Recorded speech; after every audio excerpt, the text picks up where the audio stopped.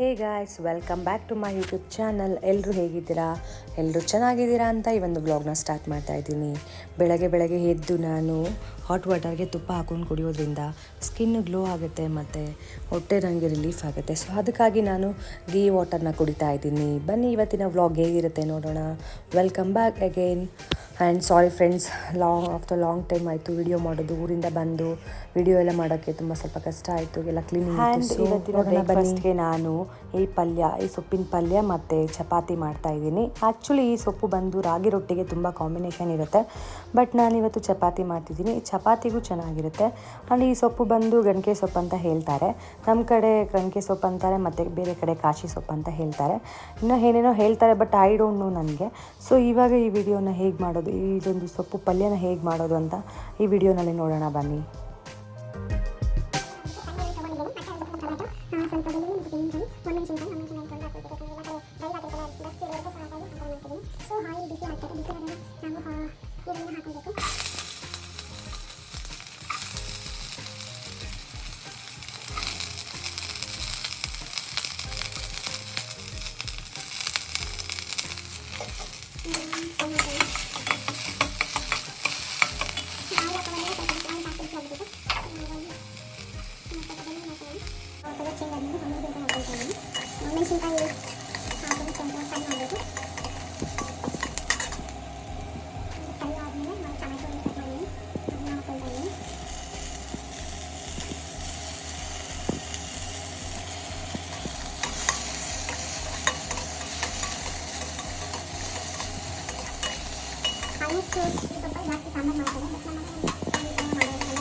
ಇದು ರಾಗಿ ರೊಟ್ಟಿಗೆ ತುಂಬ ಕಾಂಬಿನೇಷನ್ ಚೆನ್ನಾಗಿರುತ್ತೆ.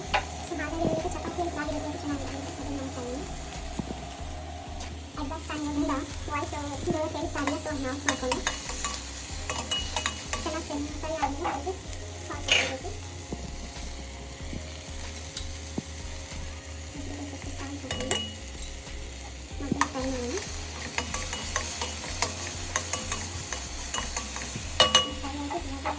ಸೊಪ್ಪು ಹಾಕೋಣ.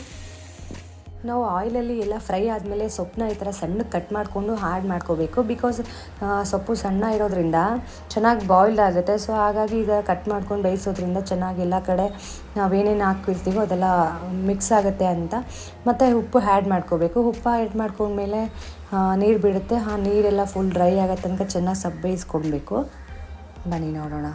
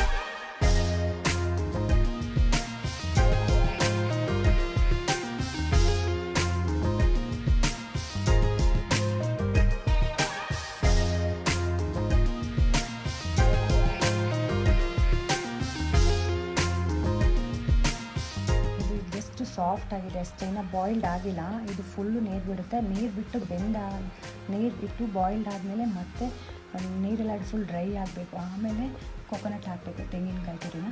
ಆಮೇಲೆ ಒಂದು 5 ಮಿನಿಟ್ಸ್ ಹಂಗೆ ಬೇಯ್ತಾ ಇರಬೇಕು. ಆವಾಗ ಇದು ಕಹಿ ಎಲ್ಲ ಏನಿದೆ ಅದು ಕಹಿ ಅನಿಸಲ್ಲ, ಮತ್ತು ಟೇಸ್ಟು ಕೂಡ ಚೆನ್ನಾಗಿ ಬರುತ್ತೆ. ಈ ಥರ ಡ್ರೈ ಆಗಿದೆ, ನೀರೆಲ್ಲ ಏನಿಲ್ಲ. ಈ ಟೈಮಲ್ಲಿ ನಾವು ಕೊಕೊನಟ್ ಹಾಕಿ ಒಂದು 5 ಮಿನಿಟ್ಸ್ ಮತ್ತೆ ಡ್ರೈ ಮಾಡಿದ್ರೆ ಅದೆಲ್ಲ ಕಹಿ ಎಲ್ಲ ಏನಿದೆಲ್ಲ ಸೊ ಇನ್ನೂ ಟೇಸ್ಟ್ ಚೆನ್ನಾಗಾಗುತ್ತೆ.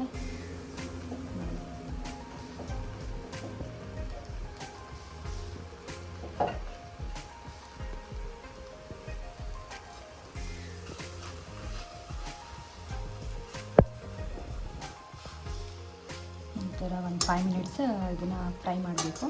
ಸೊ ಫ್ರೈ ಆದಾಗ ಎಲ್ಲ ಚೆನ್ನಾಗೆಲ್ಲ ಜೊತೆ ಮಿಕ್ಸ್ ಆಗುತ್ತೆ, ಮತ್ತು ಇದು ಕೂಡ ಫ್ರೈ ಆಗಿ ಎಲ್ಲದು ಲೆವೆಲ್ ಸರಿಯಾಗುತ್ತೆ, ಕಹಿದು ಮತ್ತು ಸ್ವೀಟ್ನೆಸ್ದೆಲ್ಲ. ಆವಾಗ ತುಂಬ ಟೇಸ್ಟಿಯಾಗಿರುತ್ತೆ. ಸೊ ಬನ್ನಿ ನೋಡೋಣ.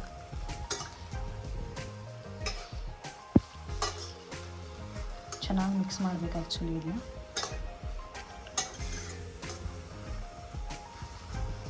ಕಂಪ್ಲೀಟಾಗಿ ರೆಡಿಯಾಗಿದೆ, ಡ್ರೈ ಆಗಿ ಈ ಥರ ಇರಬೇಕು.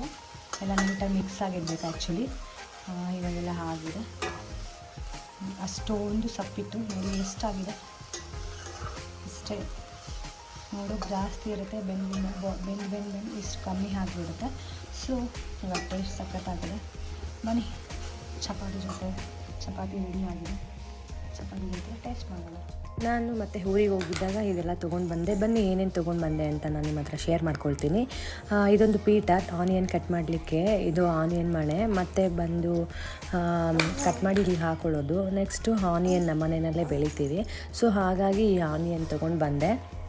ಆನಿಯನ್ ಅಂದರೆ ನಂಗೆ ತುಂಬ ಇಷ್ಟ, ಅದಕ್ಕೆ ಮನೆಯಲ್ಲೇ ಹಾಗೆ ಕಟ್ಕೊಂಡಿದ್ದೀನಿ. ಸೊ ನೋಡಿ ಹೇಗೆ ಕಟ್ಟಿದ್ದೀನಿ ಅಂತ. ನೆಕ್ಸ್ಟ್ ಬಂದು ಬನಾನಾ, ನಮ್ಮ ತೋಟದಲ್ಲೇ ಬನಾನಾ ಬೆಳೀತಾರೆ. ಸೊ ಬನಾನಾ ನಾನು ತೊಗೊಂಡು ಬಂದೆ. ಬನಾನಾ ಇದೆಲ್ಲ ತೊಗೊಂಡು ಬಂದು ಹಣ್ಣಾಗಿಬಿಟ್ಟಿದೆ ಆಲ್ರೆಡಿ, ಹಾಗೆ ಒಂದು ಕಡೆ ಇಟ್ಟಿದ್ದೀನಿ ಇನ್ನೊಂದು ರೂಮಲ್ಲಿ. ಇದೆಲ್ಲ ನಮ್ಮ ತೋಟದಲ್ಲೇ ಬೆಳೀತಿದ್ದಾರೆ. ಸೊ ಹಾಗಾಗಿ ನಮಗೆ ಫ್ರೀಯಾಗಿ ತೊಗೊಂಡ್ಬರೋದ್ರಿಂದ ತಿನ್ನೋಕ್ಕೂ ತುಂಬ ಟೇಸ್ಟ್ ಇರುತ್ತೆ. ನಾವೇನು ಪೌಡರೆಲ್ಲ ಆ್ಯಡ್ ಮಾಡೋದಿಲ್ಲ ಹಣ್ಣಾಗಲಿಕ್ಕೆ. ಆ್ಯಂಡ್ ಬನ್ನಿ ಮತ್ತೆ ಬೇರೆ ನೋಡೋಣ.